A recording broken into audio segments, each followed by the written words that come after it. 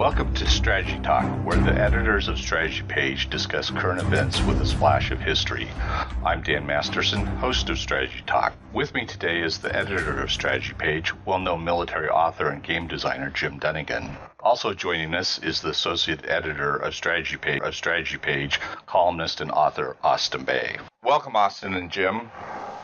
Thought we'd talk a little bit about One Belt, One Road this morning. We've written quite a bit about this, Jim. What is One Belt, One Road? It's an ambitious Chinese plan, which sort of developed, how should I put it, independent of the government. But in 2013, somebody at the highest levels of the government, put it all together, as it were, stood back and looked at the big picture and said, "Oh my God, we're not only rebuilding the Silk Road, we're building a maritime, Silk Road, as it were." So the government decided to get behind it officially and give it a name. And it's been downhill since then. The original initiative actually started, I guess as early as 2006, 2008, when Chinese firms started to invest in infrastructure in Central Asia, especially the five former Soviet republics, cleverly known as the Stans. They all their names end in Stan, and because the Chinese were not only expanding into Far Eastern Russia, where the Russians did not really want that kind of Chinese investment, but the Stans were a different situation. They were generally poor, with one exception. It has oil, a lot of it, and they needed help. And they basically appreciated the Chinese providing less expensive and better quality goods than the Soviet Union ever could. They were simply convenient. They were there. Well, as time went on, the Stans grew a little leery of the Chinese. Belt and Road wasn't seen as an economic expansion. It was seen as an invasion. And that is basically what brought about my recent article, History Bites Back, in Strategy Page. The Chinese didn't mean it to be an invasion, but there was suddenly the concept of debt trap came up. Now, this again wasn't something the Chinese had. I don't think they consciously thought about this, but they would overbuild, airfields, port facilities, and what have you, and not really look at the ability of the host nation to pay these debts, to make it a self-sustaining entity. And there was this huge port they had built in Sri Lanka, which is that island state on the southern tip of India. And the Chinese company exercised an hostile time option in the contract where they basically assumed the debt, as it were, and 49%, whatever, it all looked good on paper. But the Chinese now basically own that port, and they can theoretically do whatever they want. The Sri Lankans say, no. We have a small navy. We have relations, however, hostile at times with India, and we wouldn't let that happen. But that set off alarms in many of the other Southeast Asian and South Asian nations that are being approached, as it were, with these investment opportunities. The Philippines is one of the recent examples. The Chinese aren't investing in a big way yet, but they are claiming a large chunk of Filipino offshore waters, which the Filipino got an international court ruling, basically affirming what was already understood to be the fact that according to international law, which China had signed on to, China was claiming areas that were not theirs, that belonged to the Philippines. The Chinese simply ignored it and said the court hasn't got jurisdiction, the usual routine. But that's another story. But it unfortunately fed into this paranoia, which may be somewhat justified, that the Chinese are trying to buy their way into these countries with more than just economic intent. Now, East Africa is another area where the Chinese have been very active. They are building ports, they are building railroads, they are building roads. You name it, the Chinese are there. And they have already made themselves, how should I put it, unpopular because of two things. One, in Central Africa, they are the major players in the illegal, or sometimes it's, how should I put it, legal graft, quasi-legal mining operations that bring out key metals needed for example, coltan, which is an essential, item for microelectronics, especially, for example, cell phones. Um, and they basically, as is their practice, they don't care how you do it as long as you do it, and they'll pay, which means they basically do business with all sorts of thugs and outlaws and what have you. And they just ignore any foreign criticism. Now that's very attractive to a lot of governments, which are constantly being, tripped up by the West, which saying, "Look, we're only going to do this ethically. We're not going to break laws and what have you," which is a good idea in general, because the biggest problem with a lot of these, especially in Africa countries, is the corruption, where even if you give money to the country for infrastructure building or education or whatever, most of it gets stolen, and the people it's intended for never get it. That's been going on for decades. The Chinese say, "Hey, look, it's your country, yada yada," but they're noting that in these contracts, which are reasonable, reasonable conditions, that if you can't make your payments, the builder, usually almost always a consortium of Chinese companies, will basically default. They will take over.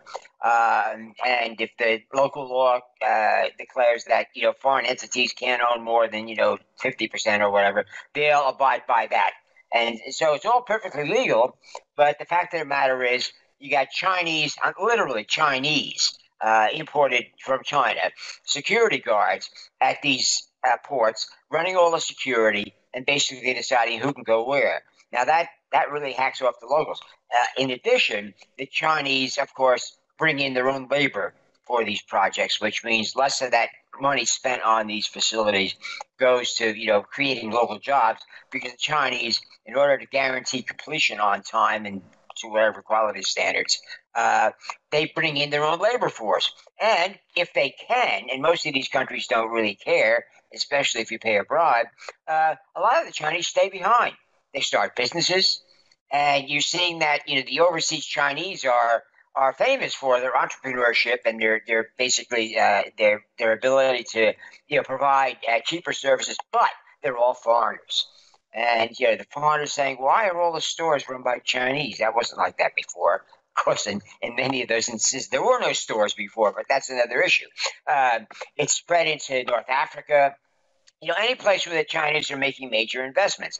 These are their conditions, and they basically will not yet anyway, negotiate on that. They want Chinese workers, Chinese labor, if they want to get this stuff done on time, and they basically build it to their standards, which are higher than the African standards, somewhat lower than Western standards. I mean, Western engineers come in and look at some of the railroads and say, not bad. In some cases, it's pretty shoddy. But anyway, it's better than what they would get if they were built by the local African construction firms or whatever. But the fact of the matter is that Chinese are doing it on such a massive scale. The OBOR is basically slated to spend over $1 trillion of investment by the Chinese in these infrastructure. That's, for want of a better term, they're all basically infrastructure. And of course, the idea, the Chinese make no mistake about this, the One Belt, One Road, is to assure, as they say, Chinese ability to move their goods all the way, well, both ways, as it were, because there are 6 how should I put it, lines, as it were, land lines going out. One of them goes into Pakistan. Two of them go into Southeast Asia, and the others are going through Central Asia. And plus, the big one goes right through the South China Sea, the Malacca Straits, and into the Indian Ocean. And this doesn't make the Indians feel very comfortable because the Indian Ocean is named the Indian Ocean for a reason, and they take it very seriously. But the Chinese are outbuilding the Indians in terms of warships. We've written about that, why the Indians can't build warships and the Chinese can. They basically feel threatened, as they should, I suppose, because if the Chinese ever decide to turn the screws, they have a lot more screws they can turn. And they all, do things that the Indians don't like. So there's also a danger to China. This is something that often isn't covered. China has a banking problem that is similar to what happened in Japan in the 1990s. Now, those of us old-timers who remember the pre-Cold War days or the early 90s, Japan Incorporated, as it was called, was going to take over the world economy. I mean, they were huge. They were growing, but they had internal problems. They had a lot of internal corruption, excess. It sounds familiar. It's what's happening in China. Excess infrastructure construction, mainly to provide jobs. It was political. And it wasn't as bad as in China. And it was fairly typical of East Asia. South Korea's had it, Taiwan to a lesser extent, but, it's there. And it's not unknown in the West as well. But in Japan, it caused a real estate bubble, which was really getting out of control. At one point, Tokyo real estate was the most expensive in the world. And then all of a sudden, these things are like, musical chairs. The music stops, and when the banking system finds there aren't enough chairs to sit down on, bingo, this financial system locks up. We got a taste of that in 2008. And what happened was the Japanese managed to avoid the default, but they locked up their economic system. They didn't destroy it, but they took out the growth. The Chinese, the Japanese Incorporated was no longer a threat. They basically went into decline, not great decline, but they stopped growing rapidly. And they basically, their economy has been static ever since. They have not been able to get out of it. Now, the Chinese noticed this, and they deliberately took steps, in theory anyway, to avoid that. But now they're doing the same thing. The unique problem in China is that half the bank credit is gobbled up, the loans, by state-owned enterprises, SOEs as they call them. Now, these are terribly inefficient, and the only reason they still exist is, sound familiar, for political purposes. The Chinese Communist government pretends, they operate like a police state in that respect, but they basically understand they need the support of the population. They pay very close attention to what happened in Eastern Europe between 1989 and 1991, when the huge all those communist governments went poof. That scared them. And they've been trying to avoid it, but now they find themselves walking into the same problems, both in Eastern Europe and in Japan, that they know about, and they're trying to avoid, and they really don't know what to do. And it's a serious problem for them. And nice thing about China is they will talk about a lot of these things in open sources. They basically want to get them. I mean, the Chinese Communist Party has, over 50 million members. So they don't even bother trying to pass stuff around in secret, documents or what have you. And the Russians did the same thing for certain items. They publish, professional articles, professional journals, and what have you, even military stuff. And they're basically, and the economists are openly talking about this, how this is the problem, which I've just described. How are we going to solve it? They have no solution. And now they have the problem with this huge investment in the One Belt, One Road, which is running into enormous problems, not just with the paranoia and the corruption and the potential debt trap diplomacy, which, as far as anyone can tell, the Chinese never planned. That was not the plan. It's something they wanted to avoid. But in a couple of cases, especially in Sri Lanka, boom, they basically were way overbuilt. They basically thought that this thing could sustain itself, but for whatever reason, without going into the details of that, it didn't. It couldn't, and they had to take it over, and they're taking a loss on that. Now that is a bad bet, and the problem is a lot of the construction projects in Central Asia and in East Africa are similar. Now, Southeast Asian nations are, how should I put it, like Thailand and Burma and what have you, they are in better shape financially and diplomatically, and they are giving the Chinese a hard time for purely political reasons. They say, hey, wait a minute, because basically the Thais in particular, who are notorious tough negotiators. That's why they were one of the few countries that was never colonized, in Asia.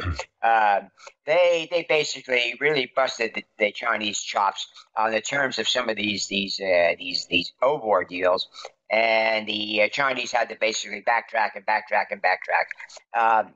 But that's a minor thing because the big money is going to other places like Pakistan, where the Chinese had basically got the Pakistanis to establish a separate army just to protect the 50,000 or so Chinese nationals working in Pakistan. And that may eventually come a cropper because they still have a terrorism problem in Pakistan, and it's not going away. The Central Asia is even worse because all these countries are fiercely independent, and the Chinese are finding out they may be building, a new railroad, but it still has to go through, 6 or 7 different jurisdictions that they never had to worry about, when the Soviet Union existed, and all of them are asking for a little extra, legally and illegally and what have you, and some of these countries are starting to see the Chinese investments as a how should I put it, another kind of opportunity. In other words, to shake the Chinese down. And the Chinese don't like that. But the government is in a bad position because they've already declared it in 2013 to be an official government program. So it's turning into a huge potential mess, which will not only cost the Chinese a lot of money, but a lot of these are bad loans the Chinese government are mandating. That's what happens with the state-owned enterprises. When the state-owned enterprise, which account for 20% of the jobs, 20% of the economic activity, and half the bad credit, half the bank loans, and a disproportionate number of bad loans. When that happens, the bankers are saying, "Look, if we get caught in a bind here, the more you push these bad loans on us, the more likely it is we're going to have a huge, potentially disastrous financial crisis." Forget what you see in the media about the Chinese, marching across Central Asia, to the Middle East and what have you. What's happening with OBOR is more of a danger to China than it is to anyone else. Austin? Well, I'll tell you what. Let me call attention and listeners to a couple of things that they can look at. There's a recent essay update that Jim put out about China's and history, and the Chinese government trying to rely on Chinese history as a guide to what they confront today. And it gets into a list of Chinese internal vulnerabilities. Also, this week, my Creator Syndicate column on point about the U.S.-Mexico-Canada trade deal as a weapon against Chinese imperialism. That also lists some of these in more detail than we're doing here on Strategy Talk, some of the vulnerabilities, and describes how that new, what they're calling it, USMCA or Neo-NAFTA, but it's really a revised NAFTA is what it amounts to, is a way to undermine or attack the Chinese economy and its wealth-producing capacity, wealth-producing at the expense of the rest of the world. And that's another place that they're vulnerable, especially when they're strung out on OBOR. Now, One Belt, One Road was the original name that comes out of 2013, 2014. Earlier this year, 2018, the Chinese began using something called the BRI, the BRI, Belt and Road Initiative. It's the same operation, but you'll see that in some commentary. And my new book, Cocktails from Hell, which comes out in early December, the China and South China Sea chapter has a more background on Obar, Brie, even though like I say, Brie is now the preferred Beijing term for this, monstrosity is what it is. And as Jim said, it's a real threat to them. It's also hooked to what I've started calling China's national imperialism. That term crops up in my latest column because the Chinese government wants to have the Belt and Road Initiative, One Belt, One Road, done by 2049. And they're going to hail it as China as being the dominant power on the planet, and that is 100 years of communist rule since the communists defeated the nationalists in 1949. That often gets missed in commentary around the world, but for internal Chinese consumption, that's been one of the major points, or at least it was until 2 or 3 months ago. There was a period where that was constantly struck. Now let me talk about some of what the strategic gambits are behind this as far as Beijing sees it. Understand that, as Jim described, some of this is they're laying out capital, it's influence, or laying out bribe money so they can buy influence around the planet. But let's take Africa, and by the way, that the new book, Cocktails from Hell, has a chapter on Congo where it talks about Congo and its cobalt games. And this is an example where Jim points out that we'll just call it Obar, since that's what we've been doing from the start on this, has other local vulnerabilities. China is no longer self-sustaining. It's no longer self-sufficient.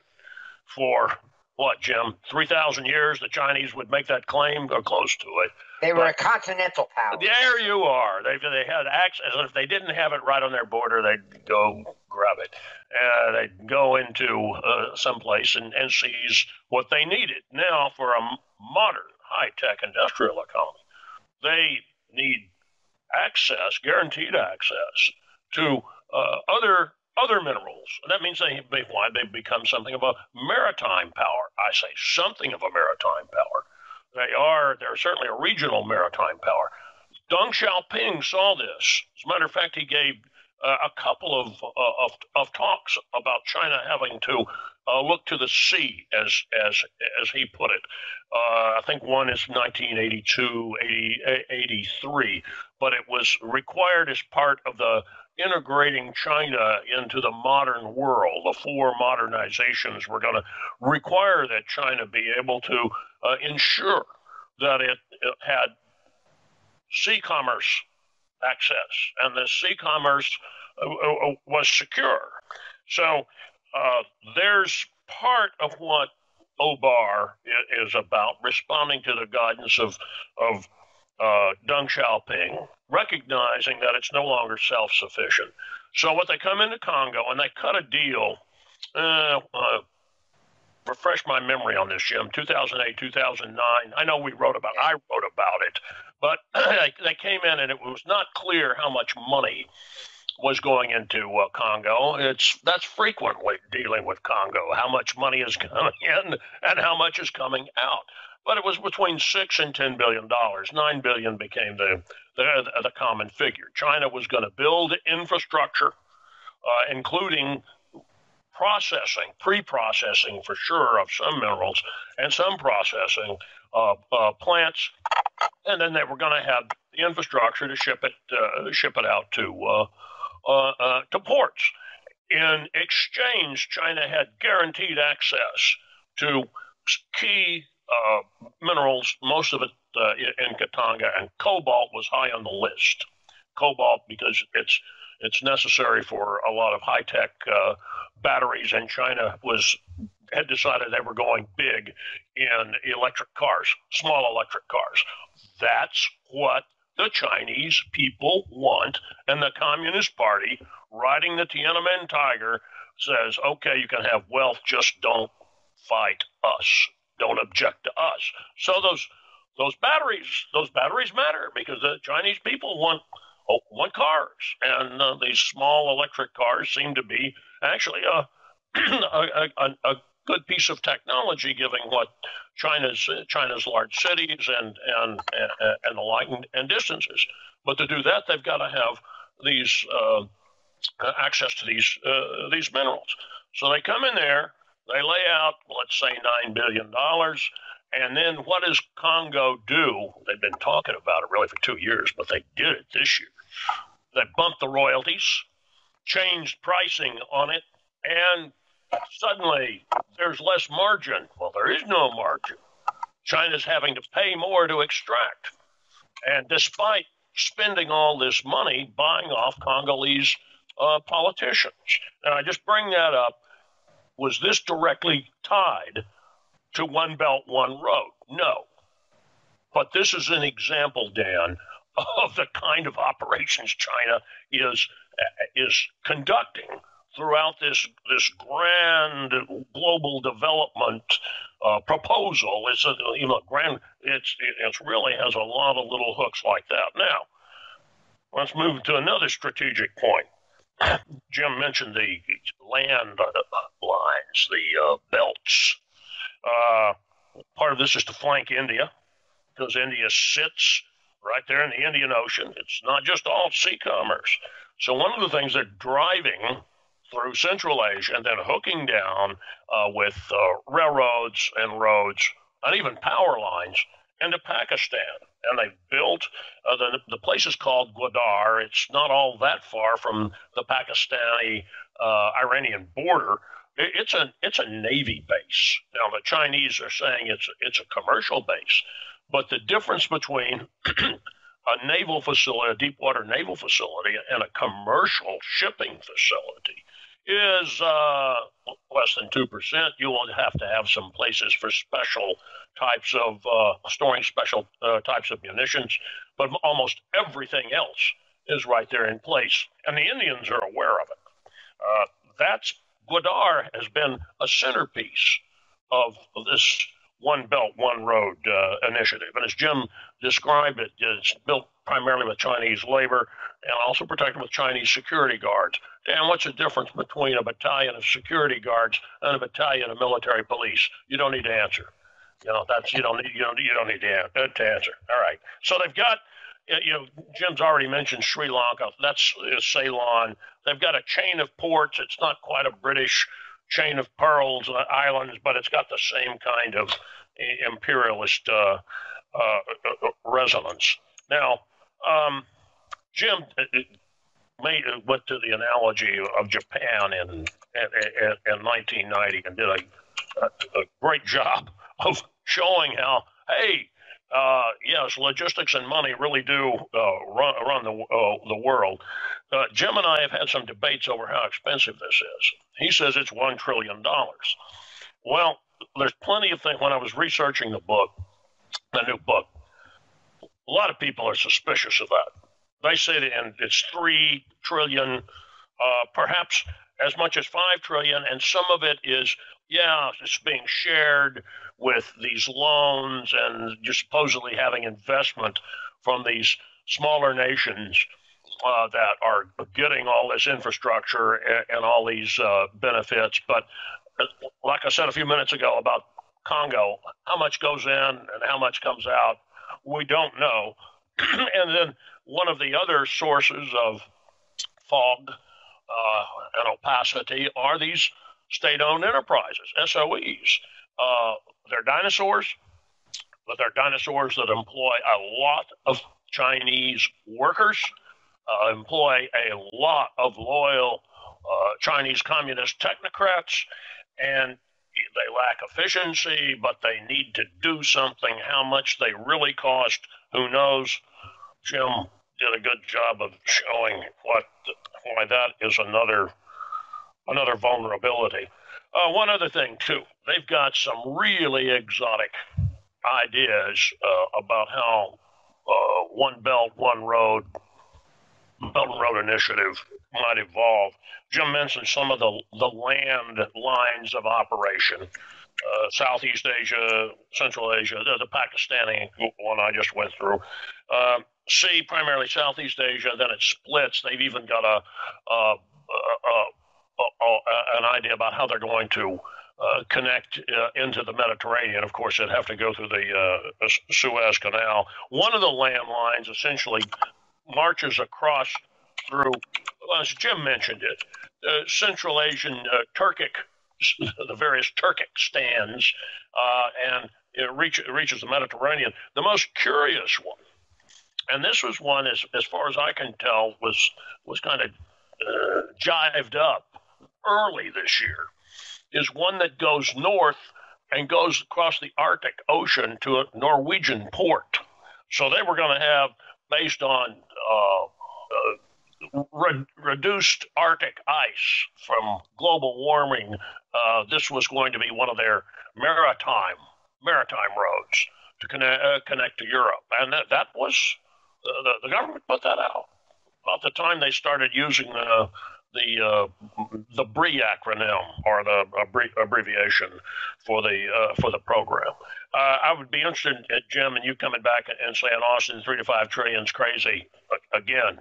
No. But a trillion is the basic, Okay, all right. the minimal. We're down on that. It can go up from there because they're dealing with foreign countries which can, as they found out in Southeast Asia, demand different terms. Okay, we're down. We're down, Dan. That's China's bottom line risk. It's upside risk. It's something we'll let Vegas give the numbers up. So, Jim, how are India, Russia, and the U.S. responding to this, and Western Europe? Well, the Russia and India are very concerned. Both of those countries have nuclear weapons, which are now pointed at China. They don't say that because Russia, China, and India are basically on good, relations. India just bought a bunch of warships for more frigates and other services to try and rescue their how should I put it, their sinking warship construction efforts.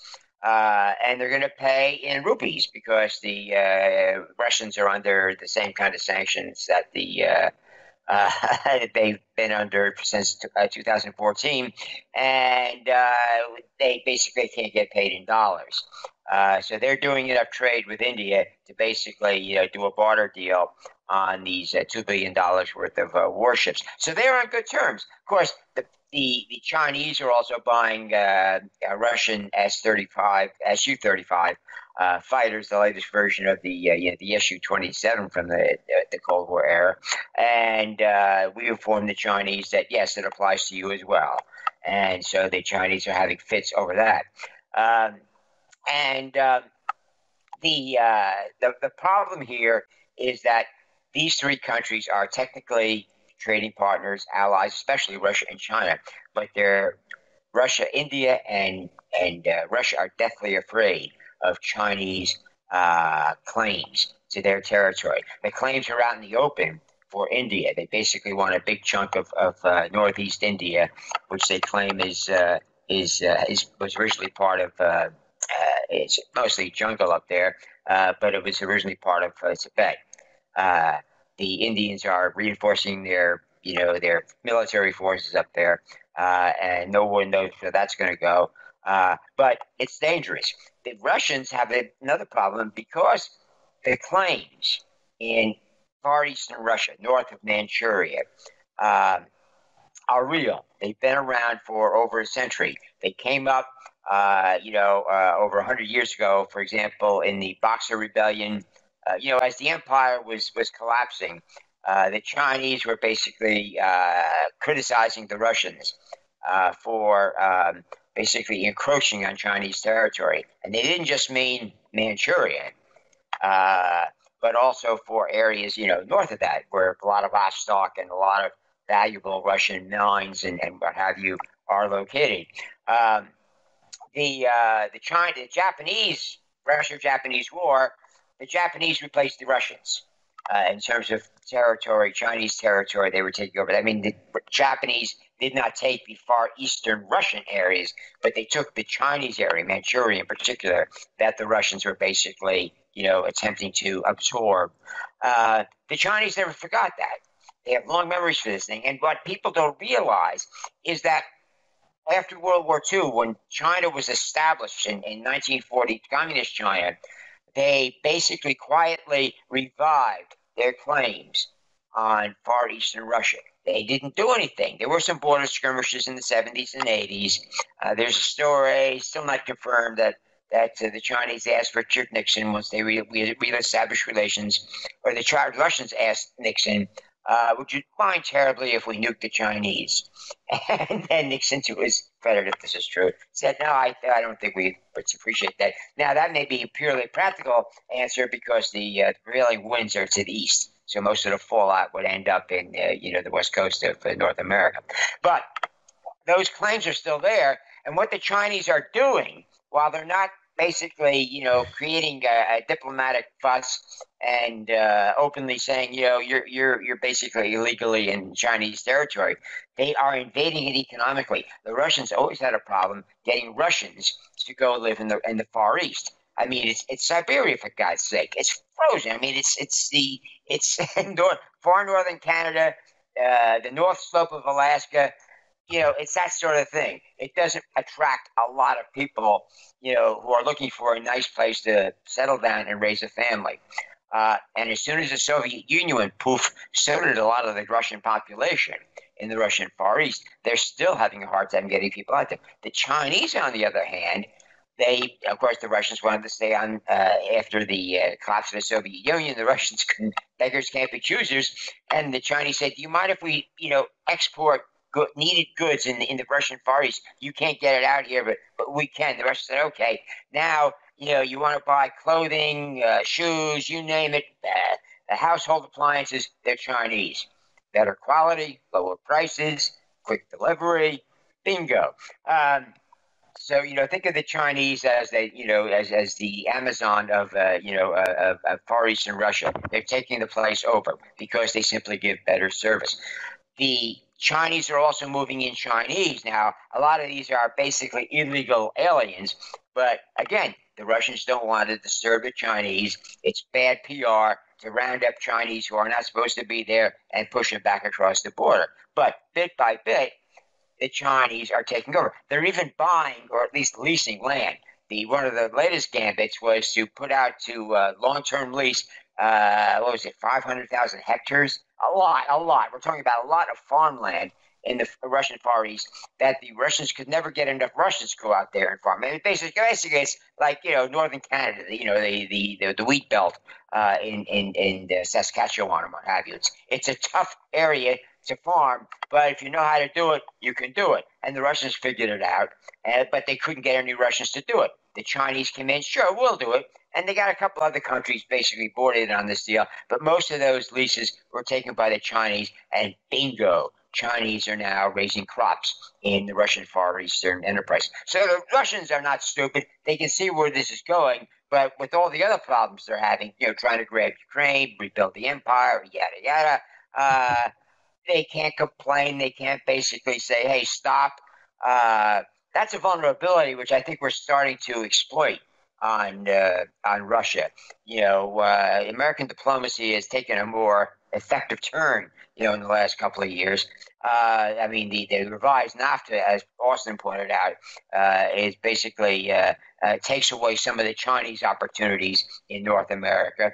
But that's the trade war, as it were, with China right now is doing the same thing with the trade relationships between China and the United States. Now, most people don't understand that, but it's basically taking back what China basically grabbed while we weren't looking in the first place. Jim, could I make a point about that trade deal and American diplomacy? Which look, Dan, one of the things it does is set up other similar trade deals that do the same thing to China. It's not just North America. The fact that you can get Mexico and Canada, despite all the stuff the media had to say about it, to agree with something is that these deals that the United States and Canada and Mexico have among themselves are good for all three of the countries. I mean, that's the what was changed with the initiative from the current administration are ways that third parties like China could take advantage of it to the disadvantage, primarily of the United States, but disadvantage to other American trading partners as well. And that's one of the things that's brilliant about it. Now I'll be quiet, but Jim, that's what's been done. Yes, and that makes the Chinese very angry. And basically, it makes the Russians feel a little good. And I think that is being quietly exploited, as it were. We go to the Russians and say, "Here, look, long term, you're better off being our friends, because you know who your real enemy is. Never, this NATO nonsense is BS, and you know it. You can read any newspaper, in Western Europe for the last, 25 years, and there's never anything about, hey, let's drang nach Osten, let's go to the east." That's the last thing anybody wants. And your real enemy is, as it has been for over 1,000 years, you had the Mongol incident, as it were, and the Russians have never forgotten that. And now it's happening again from the Chinese, not the Mongols. And the Chinese, they really don't want to, they don't want to admit it. But on the street, in Russia, especially out in the Far East, they know what the threat is. And eventually the Russians are going to have to admit that we have a problem, which is probably one of the 5 steps or whatever, the steps in a 12-step program, recovery from Cold War nostalgia disease. It's a new syndrome. They've got to get out of that, and realize that the real threat is the ones to the east, not to the west. Dan, I'm going to have to go, but let me make one other point off of what Jim said. The Russians seeing the Chinese as their real threat, and he mentioned the Mongols. The Mongols see the Chinese as a threat. The Mongols. Well, I mean, it's totally ironic, but they do. Yes. They don't like the Russians as they're behaving now, but the Mongols desperately say we want to have the United States and Japan as allies. Go figure. The Chinese have long memories. And they adopt the ancient Roman approach to revenge. It's a dish best served cold, very cold. It's 1,000 years old. Now it's delicious. And the Mongols are aware of that. They did a number. They had a dynasty in China, which did a lot of damage. And the Chinese don't forget. Yep. Well, we'll wrap it up there and continue to follow this. We mention it often on Strategy Page because it's something that's going to affect strategic initiatives by all of these countries over the next decades. So thank you very much, and we'll talk to you next time. Bye, guys. Bye. Bye.